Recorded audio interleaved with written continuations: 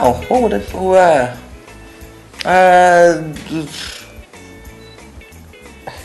a football player or sports person. I love football in school, and I captained the basketball team, which I think might have been a factor of just how few people in our school play basketball. So yes. And do you play? I haven't played in many years, but yeah, whenever I get a chance to, I do. Yeah, so yeah, I probably would have been yeah. But I've wanted to be many things. I want to be a rally driver, all those things that we go through as kids. Maybe a carpenter. We used to run a furniture workshop, so that would have been fun too.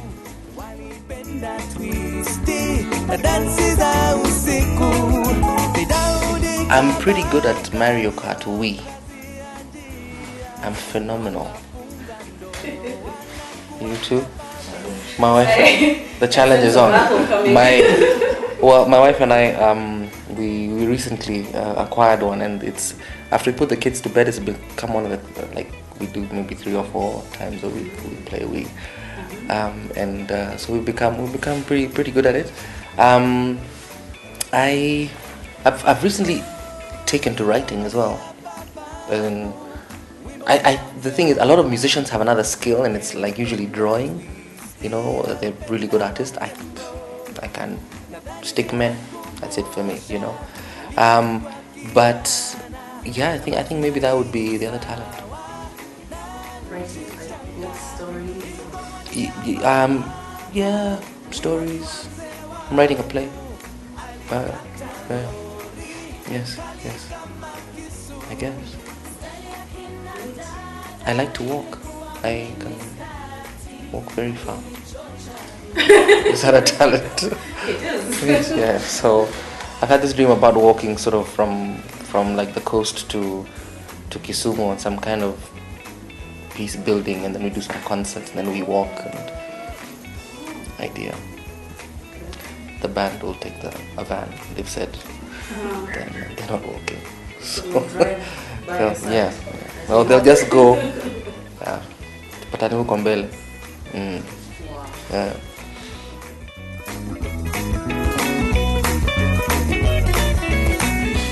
Chapo and fry.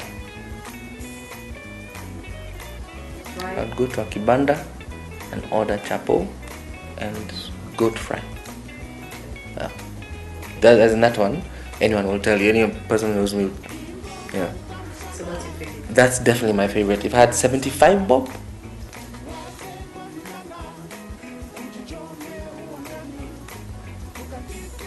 chapo and less fry.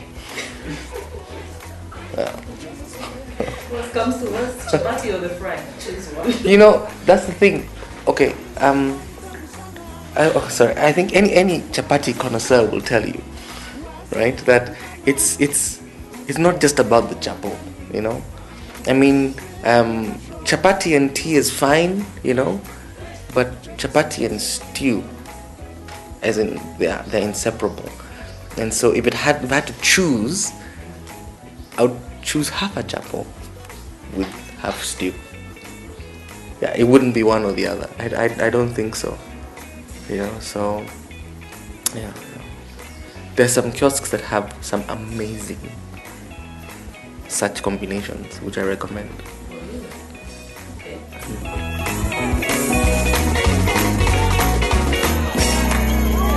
Well, unfortunately, there are not many here. But when we were doing more fire at the Go Down is an industrial area, and so if there's one thing that there is other than factories, is vibandas, and they have some really good stuff. They were even doing roasts, like a roast tikka, chicken tikka, which was quite amazing.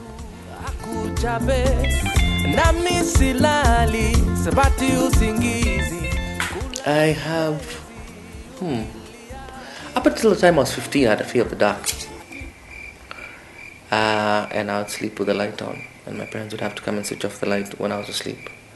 And I think once or twice I saw a hand reach to switch off the light while I was still awake, and there was pandemonium. There was lots of. But then I think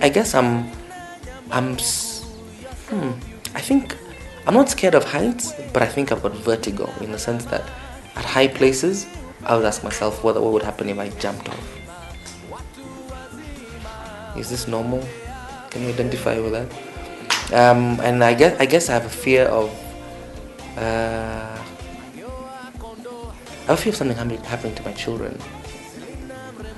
But this is supposed to be the not serious part of the conversation.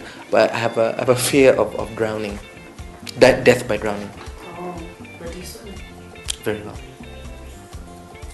Okay, passable. Yeah. I think everyone should learn to swim, by the way. Yeah. Especially like people who take the ferry. I think there should be mandatory swimming classes. That makes sense to me that there aren't. They've got the sea. It's free. You know. So I mean, this. I know it sounds weird, but I mean, you have a driving license. You know. I think you should have to get onto the ferry. They should say like in 5 years' time, right? In 5 years' time, if you don't have a little sticker on your ID that says that you can swim, you're not going to be able to take the ferry. Because I mean, it's a basic skill which can save life. I want to marry you.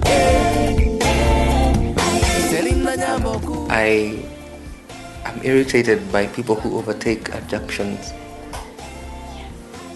And if the other thing that I could do if I wasn't a musician is be traffic commandant.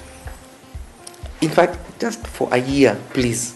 If someone can just tell me, Eric, here, be a cop, traffic police for a year, I would sort things out. Kabisa, this thing overtaking at the junction, someone comes, goodness, that one for me is just. But I had a friend who says to me, as in like, because I'm a candidate for road rage, as in like I typically will wind down my window and say something to the person in the car next to me, which isn't really cool, especially people know who you are, you know. So I'm trying to hold it back, but weirdly, just like, and I also sort of people throwing litter out of the car, like just the other day behind this guy, it turned out to be a cab. The passenger threw out a banana peel, and then a few meters later, the driver throws out a banana peel, and I'm like, come on! And then she was like, Eric, please don't. So we get there, and I wind power down the window. Talking over Shiba. I'm like, sasa nani vipi? Kenya ni yetu nani? Then the guy looked over and said, oh, pole boss, pole. So like, but that kind of thing just bothers me. But thankfully, the guy wasn't there like, well, who the hell do you think you are? It's like he sort of felt a compunction. I was like, okay, yeah. But that's definitely a situation for me. Sort of not following the highway code. I stop at lights even if there's no one. Like this morning, we had this interview, and we're in town at 6:30 in the morning, you know. But the lights red, so we stop, you know. So the guys behind me, they're like, let red. And I'm like, well, yeah, I see a red light, you know. So.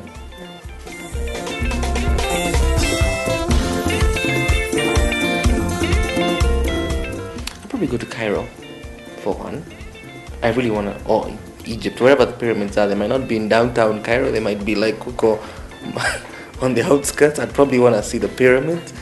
I would, if this had been before January, I'd have said Paris, but we had an opportunity to see that, which is really nice. I'd probably want to visit the Amazon, you know, do that a bit. Then I'd want to go to Brazil for the World Cup. So if I could schedule when the jet came, I would say, can it come in 2014? Yeah, that's because I definitely want to see the World Cup in Brazil. I feel like I only saw 2 games when it was in South Africa, and I feel we should have actually gone to live in SA during the World Cup. I don't know when the World Cup's gonna be in Africa again. I don't know if we played our cards right for that one. So anyway, Brazil, I think I definitely would like to take the jet that you're offering to go check it out. So the best band in Africa is predominantly male. and I've been asked this before. Why didn't you call it the best male band in Africa then? Well, anyway, it's the thing. It's just that the musicians in BBA is people that I've been with for a while, and we've had background vocalists who are women who have we've had a trumpeter who was sort of featured at different points who's a woman, but at the moment the band that I have, sort of the core happens to be just coincidentally guys, you know. There is a woman I know who plays bass in Nairobi, but I think she's sort of full time in another band. But I mean, like, I didn't choose my band members on gender or on tribe or social whatever. Just the best musicians I could find, and also the best personalities. Because a band at the end of the day is a family and it's a team, you know. You can't have, I'm always drawing this analogy. I mean, like, one of my favorite football teams is Barcelona, and whenever Barcelona plays Madrid, it's like Madrid has all the superstars and Barcelona's got like 2 or 3 guys who are amazing, and then you have guys who are like team players, you know. You need that sort of situation where you have your guys your midfielders who are gonna, you know, make sure that your attackers score, you know. And for me, it forms a real analogy. I mean, I have amazing musicians as individuals, but they also get along with each other in an amazing way, you know. And when I mean, like, on average, I've been with them, like, the longest serving is like 7 years. The youngest guys have been with us about 2 years. And so for me, it's a thing about keeping the ship together, you know. So if a second guitarist shows up and we need a second guitarist shows up and she's a woman, sure. Transgenders, gays, welcome too. True story.